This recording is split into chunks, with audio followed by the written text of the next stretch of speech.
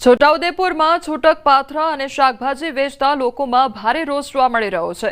કુસુમ સાગર તળાવની આસપાસ પાથરણાવાળાઓએ પાલિકા દ્વારા હટાવવામાં આવ્યા અને ત્યારે કુસુમ સાગર તળાવની ફરતે આવેલા માર્ગ પર પાથરાવાળા બેસતા ટ્રાફિક સમસ્યા ઊભી થાય છે તો પાલિકાએ વૈકલ્પિક જગ્યા આપી છે, પરંતુ તે યોગ્ય ન હોવાનું નાના ધંધાર્થીઓનું કહેવું છે।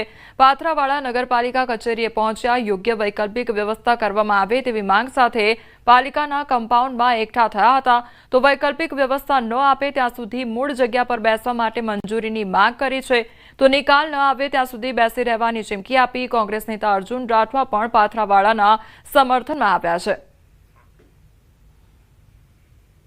અમે રોડ પર શાકભાજી વેચીએ છે તો અહીંથી અમને વારંવાર હટાવે છે, અંદર મોકલે છે, પણ અંદર એટલી ગંદકી છે તો અમે નહીં બેસવા માંગતા અંદર। એટલે જ્યાં સુધી વ્યવસ્થિત માર્કેટ ના બનાવી આપે ત્યાં સુધી અમે જ્યાં શાકભાજી વેચીએ છે ને ત્યાં અમે બેસીને વેચશું।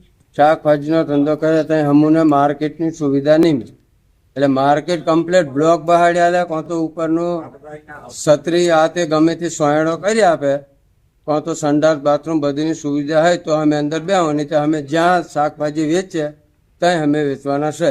અમને કોઈ હટાવવા કે દબાણ કરવા નહીં આવવું જોઈએ। ગુજરાત રાજ્યની રાજકોટ મહાનગરપાલિકાના ચૂંટણીના ભણકારા વાગ્યા। ચૂંટણી આયોગે અનામત રોટેશન જાહેર કર્યું છે।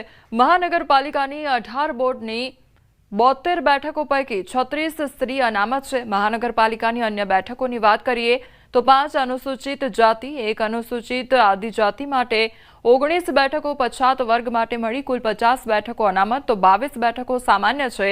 ભાજપ, કોંગ્રેસ અને આપ ત્રણેય પક્ષો વચ્ચે જંગ જામશે।